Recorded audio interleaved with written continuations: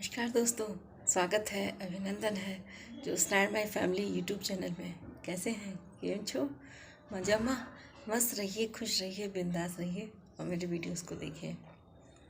आपने सुना होगा, सुना क्या होता है, ऐसी प्रथा ही है समाज की, हमारे देश की, कि लड़का वाला दहेज मांगता है। हमने कभी लड़की वाले को दहेज मांगते नहीं सुना।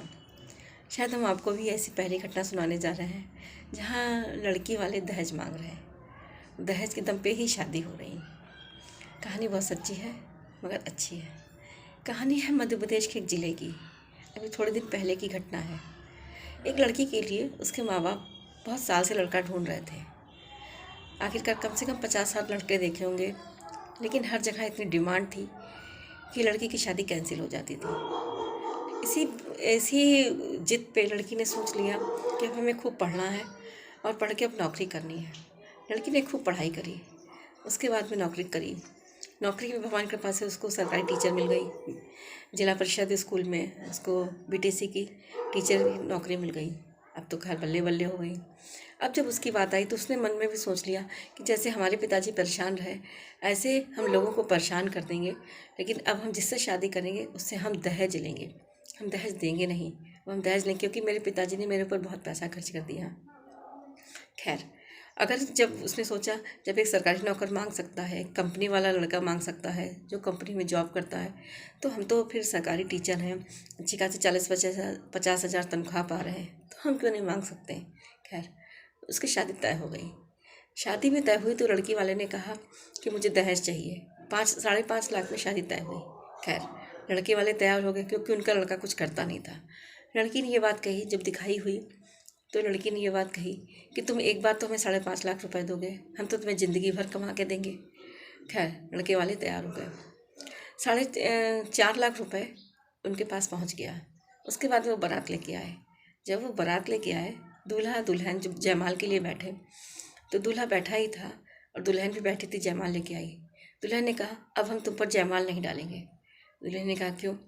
कहा, जब तक मुझे 1-1.5 लाख रुपया हमारा वापस नहीं करोगे, तब तक शर्त के अनुसार, तब तक हम तुमसे जयमाल नहीं डालेंगे। अब तो ये तो बहुत बड़ी बात हो गई। दुल्हन ने कहा, जयमाल डाल दो, हम तुमको दे देंगे। दुल्हन ने कहा, नहीं, जब तक पूरा पैसा नहीं दोगे तब तक हम तुमको जयमाल नहीं डालेंगे और ना तुमसे शादी करेंगे, चाहे तुम बारात वापस ले जाओ। अब जाहिर सी बात है, एक कितनी बेइज्जती की बात है कि लड़की जब बारात वापस जाती है तो लड़की की भी बेइज्जती होती है, लड़के की भी बेइज्जती होती है। लेकिन लड़की को अपनी बेइज्जती या अपने माँ बाप की बेइज्जती का कोई डर नहीं था। उसको अपनी एक शर्त थी, उसको एक अपनी जिद थी कि जब तक ये पूरा पैसा नहीं देंगे तब तक हम इनके साथ जयमाला नहीं डालेंगे। आखिरकार बहुत देर ये सब गर्मा गर्मी चलती रही। मीडिया भी आ गए, पत्रकार भी आ गए, काफ़ी सब बातें होने लगी। तो पत्रकार वालों ने पूछा, रिपोर्टर वालों ने पूछा कि आप क्यों ऐसा नहीं करना चाहती। बोले, नहीं, ऐसी ऐसी बात है, हमारे लिए इतने लड़के देखे गए और सब में पैसों की बहुत डिमांड थी। फिर हमने खूब पढ़ाई करी, फिर नौकरी करी। उसके बाद में अब हम जब इनको हम 40-50 हज़ार रुपया महीना कमा के देंगे, तो शर्त के अनुसार ये हमको क्या एक बार हमको 5.5 लाख रुपया नहीं दे सकते हैं, और नहीं देंगे तो अपनी बारात वापस ले जाएं, जितना पैसा इन्होंने हमको दिया है हम वापस कर देंगे। काफ़ी बात चलती रही। फिर एक उन्हीं के लड़के पक्ष के जो थे, उन्होंने कहा कि नहीं, तुम जयमाला डालो, जो भी बचा है 1-1.5 लाख रुपया हम तुम्हारा अभी वापस करते हैं। लड़की भी जिद पे अड़ गई। लड़की के पिताजी ने भी कहा, अरे बेटा, जयमाल डाल लो, शादी कर लो, अब तो 1 ही 1.5 लाख रुपया तो है, बाकी तो सारा पैसा आ ही गया है, अभी ये दे देंगे। लेकिन नहीं, लड़की भी अपनी जिद पे इतनी ज़्यादा अड़ गई तो उसने कहा, नहीं पिताजी, अब हम इनसे 1.5 लाख रुपया लेके ही जयमाला डालेंगे। खैर, अब 1.5 लाख रुपया आसान तो था नहीं, और फिर गांव के एक ज़िले में, मध्य प्रदेश के एक ज़िले में शादी थी, इतनी जल्दी आसान नहीं था। खैर, जयमाला तो नहीं पड़ी, आधी रात हो गई। अब ना बारात वापस जा सकती थी और ना ही कुछ हो सकता था। बहुत गर्मा गर्मी चलती रही और लड़की भी बहुत जिद्दी थी, नहीं मानी। फिर खैर, लड़के वालों ने व्यवस्था करी, किसी ने 25 दिए, किसी ने 50 दिए, किसी ने कर ऐसे पूरी व्यवस्था करते करते करते करते आखिरकार आधी रात से ज़्यादा हो गई, 1.5 लाख की व्यवस्था हो गई।